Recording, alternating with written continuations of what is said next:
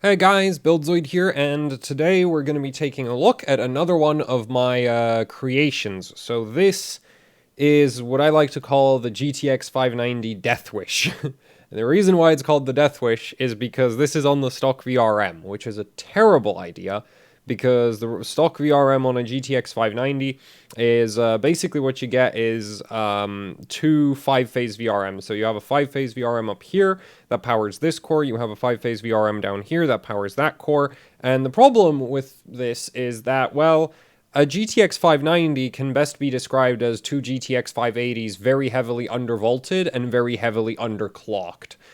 Stock clocks on this card are about 607 megahertz, actually are exactly 607 megahertz, and stock voltage is just 0.88 volts. That's right, this is a 45 nanometer card with a stock load voltage that's like that's like almost 200 millivolts lower than a Turing card.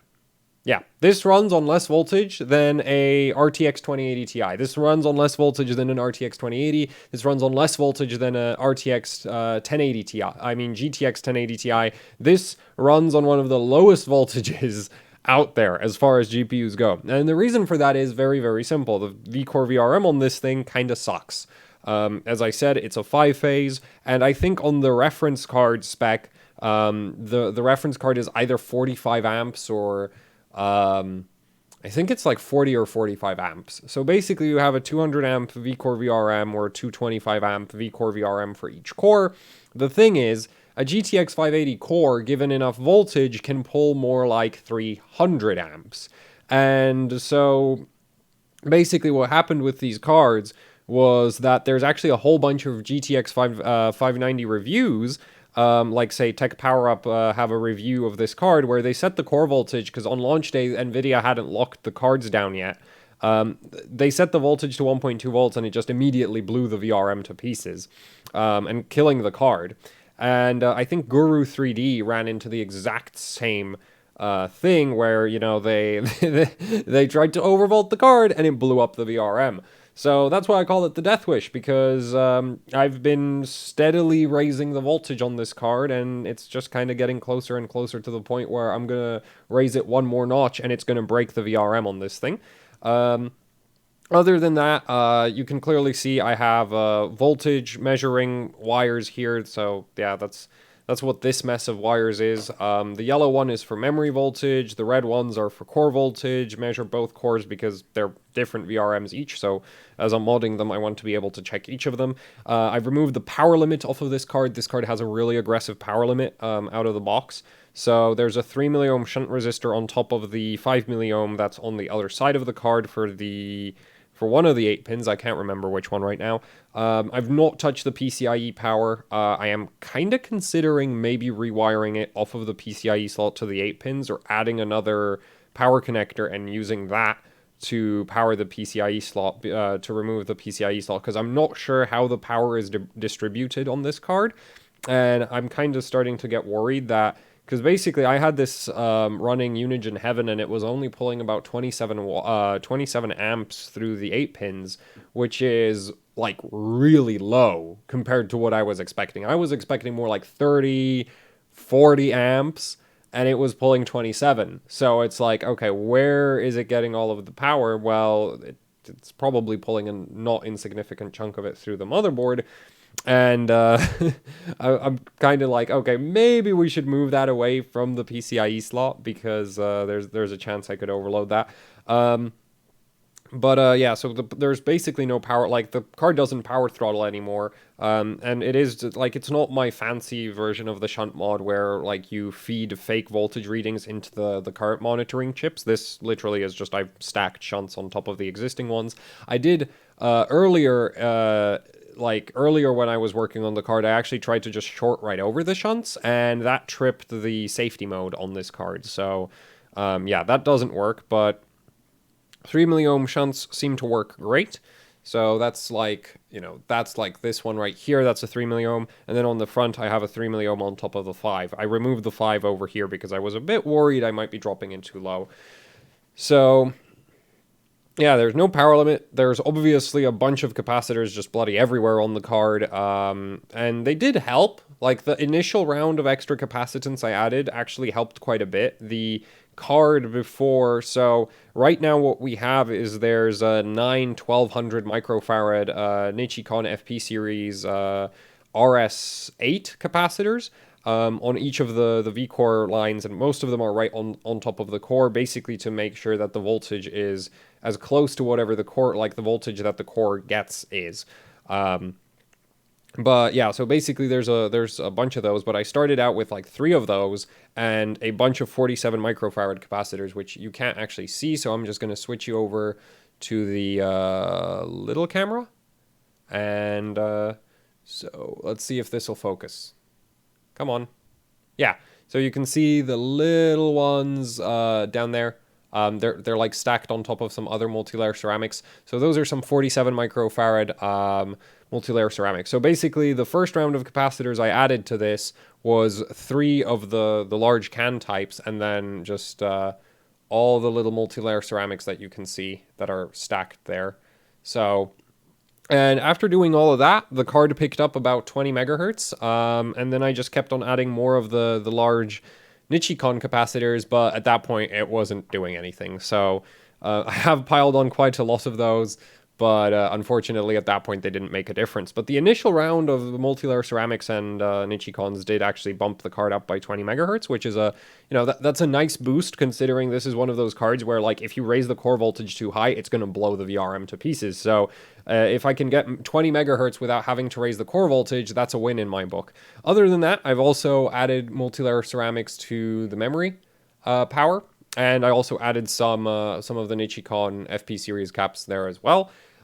Those are basically positioned like, well, that one's actually quite close to the memory VRM, which is right over here, which that's the memory volt mod. So stock memory voltage on one of these cards is like 1.5 or 1.55 volts. I don't actually know what exactly it is. I didn't bother to measure until I started modding it. But right now this card runs on about 1.67 volts. So that's for that's memory power for this area of the card. This side of the card obviously has its own memory VRM, which is this one over here. So yeah, same mod over there. I'm gonna probably upload an image with annotations of where all of the mods are hooked up and how you should hook them up. So I'll probably leave it like to Imgur or something and then put it in the description. But anyway, so that's the memory vault mod over there. Unfortunately, and you can see that, yeah, I've just put little multi-layer ceramics freaking everywhere, and the large FP series capacitors on the memory power. Basically, what the idea behind those is to act as charge reservoirs for memory chips that are like far away from the VRM, right? So the VRM's over here. That power has to get over there. If there's a big load transient, it takes some time before the power can cross this distance. And you can actually see that NVIDIA already in their own design does that, right? Like that flat SMD 470 microfarad capacitor over there. I'm not sure if it's a tantalum. It might be an aluminum polymer. It might be a tantalum. It could be either of them. That package unfortunately doesn't mean a whole lot. But NVIDIA already has like a little bulk capacitor to do that, and I just added the bigger one as well. Unfortunately, all of the multi-layer, like all of the capacitance I added to the memory power on this thing didn't actually make a difference to the memory overclocking. Ultimately, raising the voltage did make was the only thing that really helped the memory clock. So I'll switch you back to the zoomed out camera there. So yeah, all of the little capacitor, like all the capacitance I added to the memory didn't do a damn thing. The memory voltage raise did actually help quite a bit. On the 1.67 volts, the card hits, I actually don't know where it maxes out. I've benched it at like 1 gigahertz memory clock. So that's what is it? I can't remember. It's 4 gigahertz effective. Damn, I can't remember how the memory clocks for these things work. 4 gigahertz sounds really low. But this is like an old GDDR5 card, so that might not be that low. Anyway, yeah, it has to be 4 gigahertz. It's 4 times. Yeah, it has to be 4G. Damn, that's slow. Like, it's regular for GDDR5 to run at like 8 gigahertz or 9 gigahertz now, and this runs 4 gigahertz. No, but it does have a 384-bit memory bus, so it has an absolutely massive memory bus. So the relatively low memory clock speed isn't that big of a deal. But yeah, so with all of the mods, before all of the mods, it would clock about 1800, I mean, no, 900 megahertz on the memory. After the extra voltage, it does a gigahertz. So yeah, it picked up 100 megahertz more memory clock. And the core voltage stock is 0.88 volts, as I mentioned before. The card, as it is configured here, this core runs on 0.99 or 0.98, something like that. And this one runs 0.95 or 0.96, something like that. Funnily enough, both of them actually use the same set of resistors for their volt mod, but this one, for whatever reason, runs less voltage. I'm not sure how that works. Like, they should be identical. And for the core voltage mod for this core, you actually need to, like, I have this wire right here, this white wire, that goes in there and then, like, towards the middle of the card, because the voltage controller for that is, I want to say here, for this VRM, or here. I want to, like, right down the middle of the card, so you have to drag that wire all the way around. Luckily, the voltage controller for this VRM down here is located right here. Okay, so yeah, the top one has the controller somewhere in this area, because they're, like, far apart. They're not next to each other. The PLX chip's over there. Yeah, so it can't be there. So yeah, the other controller's down here, and the card uses a CHL8266G. And so I did try a whole bunch of software voltage control options. I tried the classified tool for EVGA cards. That didn't work. I tried the Hall of Fame tool for Galax cards. And that tool was actually able to change the core voltage. But when I was using it, I think it was causing some kind of conflict with the driver or something. And basically, as soon as the card went under load, it would crash. So, useless, right? Completely useless. And that's why I ended up with hard mods everywhere. Luckily, this controller has the part of the voltage sense circuitry actually goes onto the back of the card here. So it's actually, like, you don't have to worry about, like, routing a wire through the heatsink. And the other part is I did want to keep this card, like, relatively stock, right? This is a stock card, in my opinion, because it still has its own VRM and it still has its own heatsink. Those are still there. So it's stock. The fact that there's all of this garbage all over it, that doesn't change the fact it's stock. Yeah, so I'll actually give you a close-up of that there, and grab the little camera, and here we are. So you get, come on, yeah, see? So that's where the core voltage mod goes. And that just basically, those resistors just go straight to ground. And if you're wondering why I'll have a pile of different resistors instead of just one, it's because initially I was really worried about giving the card too much voltage too quickly and breaking the VRM. So I was just like, I installed one, which I think I started with like a 33 or 39. That turned out to not give me, like, it gave me a little bit more clock room, but it didn't really give me as much voltage as I wanted. So from the 39, I went to an 18. From the 18, then I went to a 15. The difference between the 18 and the 15 was basically nothing, so then I put a 39 in parallel with the 15. Still wasn't enough voltage, so eventually this one right here is a 15, 18, and 39 in parallel, and that gets this core to about almost 1 volt, and that's just red marker on my finger. That's not an injury, that's just red marker. That's from the other side of the card, you'll see. And then over here, because that other core for whatever reason doesn't want to run at the same voltage, this is actually 2 15s and a 39 in parallel, and it still doesn't get enough voltage. So I'm probably gonna upgrade that to like a 12. I'm gonna replace one of the 15s with a 12 ohm, and I'm gonna leave the 39 there just because I can't be bothered to like desolder it everything.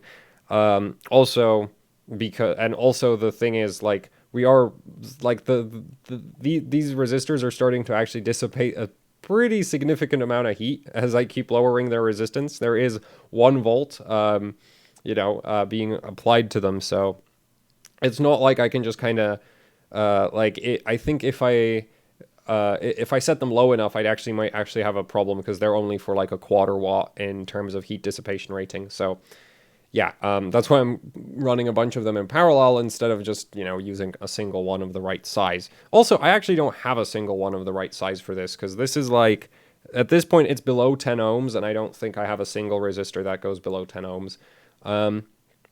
Yeah, so that's the core voltage up there, and down here, also, the QC past sticker is, well, not valid anymore, so I've crossed that out. Let's take a look at the front of the card.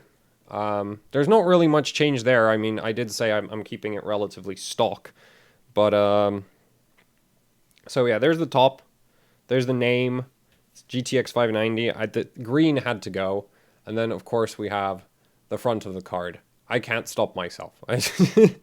So, yeah, that's the card there. And it is completely the stock heatsink, and I am actually considering what I'm considering doing to upgrade the cooling, because I do want to keep it on the stock heatsink, more or less, is what I'm thinking of doing is getting another fan, because this one right here doesn't go fast enough. This one tops out at like 2.8, 2.9 thousand RPM. I'm thinking of getting I've looked through my fan collection, and unfortunately all of the fans I have are swept, have the fan blades swept in the opposite direction. So if you put them on top of this one, it slows it down and you actually get less airflow. But, or at least I think you get less airflow.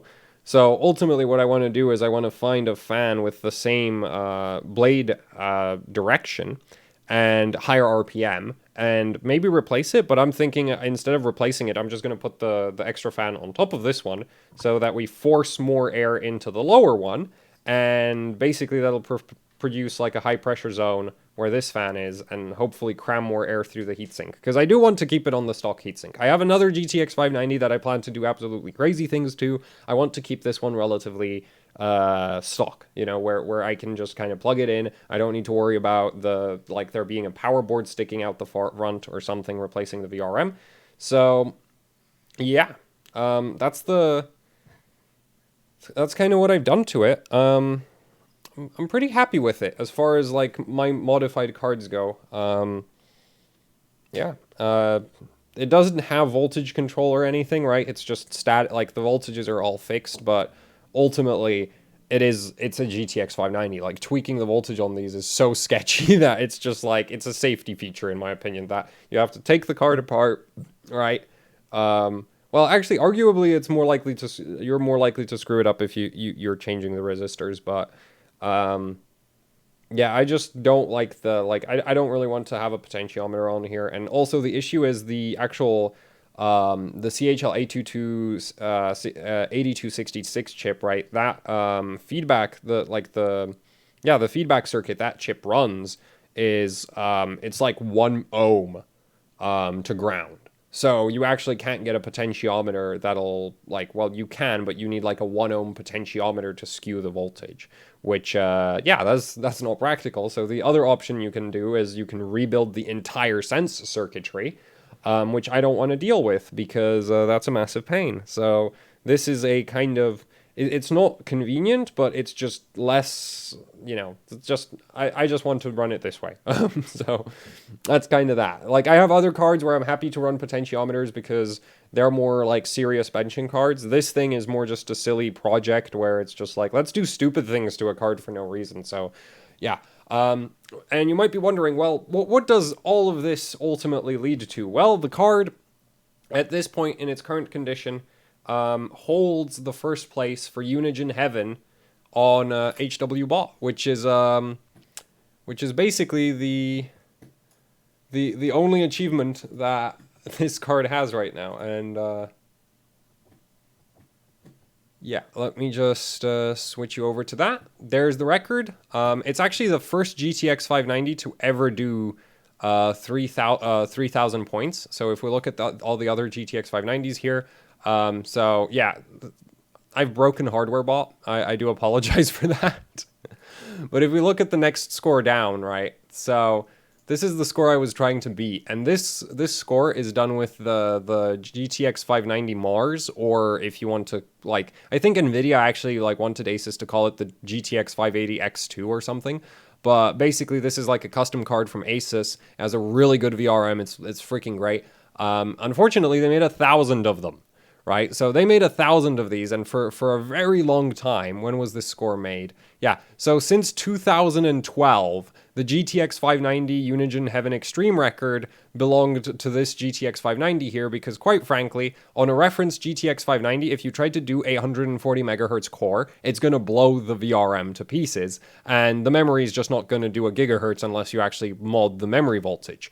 Whereas my card, right here, right? Well, I do have an advantage. I think a combination of Windows 10 also like using the new drivers does mean that basically I've taken that record down. And so yeah, that's basically like the whole purpose of doing everything I've done to the card is to take down that Unigine score. Like literally, it got to the point where I was like, I'd run the benchmark, I'd get a score that wasn't high enough, I'd take it out of the test bench, I'd add a resistor to the V-core, because at that point I was like, I had the memory voltage at 1.67. And for GDDR5, it's generally not recommended that you go, like for long-term use, you shouldn't really go past 1.7 volts.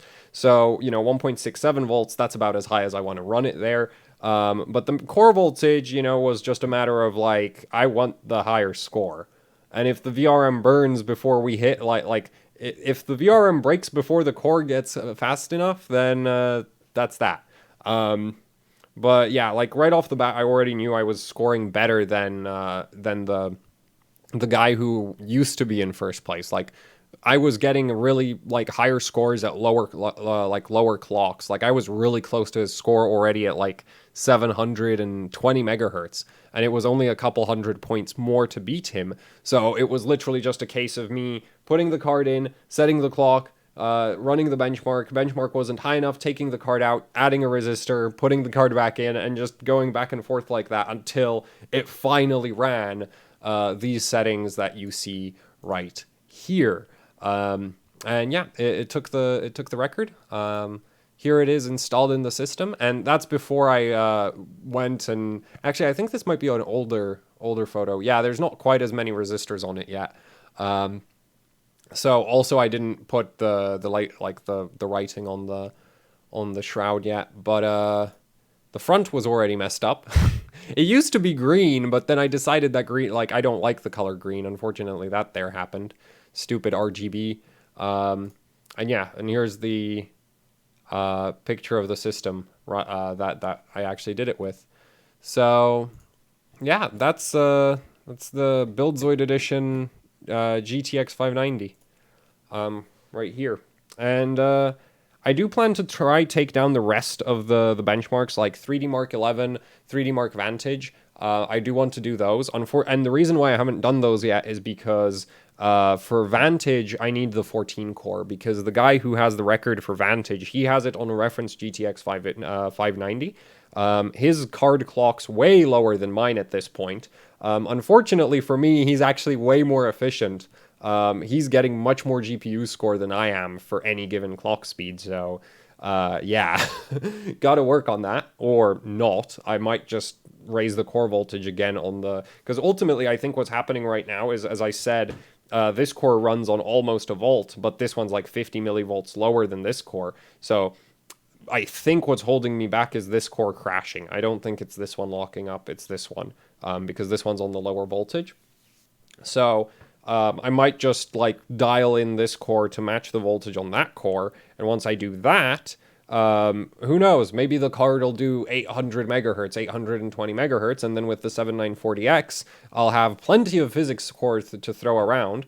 Though the guy I'm actually trying to beat has a 7960X, so it's not like he has a disadvantage there. It's just like, yeah, I have the better card and he has the better operating system. So I'm just going to try throw throw more GPU, GPU firepower at the problem until I get a high enough GPU score. And for 3D Mark 11, I'm not sure how to deal with 3D Mark 11. I suck benching 3D Mark 11, so like my physics score on that benchmark is always really, really low. So yeah, I'm not sure what I'm gonna do about that, but I think I'm either gonna like I'm probably gonna run it on either the 9900K or like there. I don't think it's really like I don't have to use the X299 system just because the current record for 3D Mark 11 is with a 3960X. So, you know, the 3960X is even like it's slower than an 8086K by a lot. So I should be able to beat that with just D390. Or even the 9900K, but Vantage, I really need the 7940X because Vantage is a funny benchmark because if you have a modern GPU, you get a massive GPU, like you get a massive CPU bottleneck in the GPU tests. But if you have an older GPU that puts out, say, 40,000 points or 50,000 points, right? Something in that 40,000 to sort of 70,000 points range, X299 has plenty of CPU power to not hit a bottleneck, and it bloats your physics score, which can really easily carry your overall score higher. So yeah, it's just like, yeah, so for Vantage, I really need to pull out the 7940X, but for 3D Mark 11, I might be okay with just the 8086K or the 9900K. But for now, I've just done Unigine Heaven because that's a benchmark. I don't that's a relatively simple benchmark to run. So yeah, that is the card. I'm actually really happy with how it turned out. It's not nearly as impractical as some of the other ones I've done, like what is it? Like the GTX 1080 Ti, the one that I did in orange. Like you can't put the stock cooler on that thing, so that's impractical as hell, right? Like that thing, there's no way you're like it needs a custom air cooler basically. The palette card I'm working on is, I think, in the same state at this point where you can't actually fit its original cooler on it. But with this card, just because it's a GTX 590, I just decided, okay, and it's cheap and I can buy a bunch. Like these are relatively common in the UK, so I can get a bunch of these, and just break all of them if necessary. Originally, when I bought the second GTX 590, the plan was, oh, I'm going to show what happens when you overload a VRM with one of these. But now I need a third one. So, because I don't want to break this one and the other one's supposed to get an e-power. So, yeah. But, and also I want to bench 4-way SLI with these now. So, which I'll probably have to do some of the, like, I'll do some of the modifications I've done to this card to the other card, and then we can bench 4-way with them, and then the other card eventually is supposed to get an e-power so that I can try run it on sub-ambient of some kind. Probably, like, I'm not sure if it'll be LN2 or whatever. The problem with these cards is if you actually look at the hole spacing behind for the GPU cores, that's not a square, right? That's some, like, it's something. It's not square, and basically nothing fits the mounting hardware on these. So, like my plan is probably if I run the other card e-powered, what I'm gonna do with it is I'm gonna run it flat on the desk, which with this one is risky because of all the stuff on the back. So I'm gonna run it flat on the desk like that, and then have the LN2 pots probably just standing on top of it. Because trying to run it any other way is just gonna be a massive pain because the mounting hardware doesn't line up. But yeah, that is it. So it's a GTX 590, and I will be releasing, information on which, like, it's basically just attachment points and for all of the Vault mods. So I will be posting an image for all of that, and yeah. So that's it for the video. Hopefully you found this interesting. If you have any comments, questions, suggestions, you can leave them down in the comment section below. If you'd like to, what else is there? Oh yeah, you can like, share, and subscribe. I forgot that. And what else is there? Right, I have a Patreon and t-shirts you can buy if you'd like to support the channel so that I can do more stuff like this. Maybe to cards that aren't as ancient, right? Like, the main reason why, well, I have a collection of cards that are, like, planned to mod, but yeah, basically, so, so I can keep doing stuff like this to more cards than this. Ultimately, I have, like, a GTX 590 was actually, like, the first GPU I ever owned, so that's why I kind of have an attachment to them now, and it's like I'm interested in doing more of them. But yeah, there's nothing really like, I also have two 1080, like, I have a second 1080 Ti I'm working on, and just kind of that kind of thing. So yeah, if you'd like to support that kind of stuff, as well as all the other stuff I do here with AHOC, there's a link for the Patreon and t-shirts down in the description below. And yeah, that helps out immensely. So yeah, that's it for the video. That's unnecessarily long. Oh well, whatever. I'll probably upload this version anyway. Goodbye.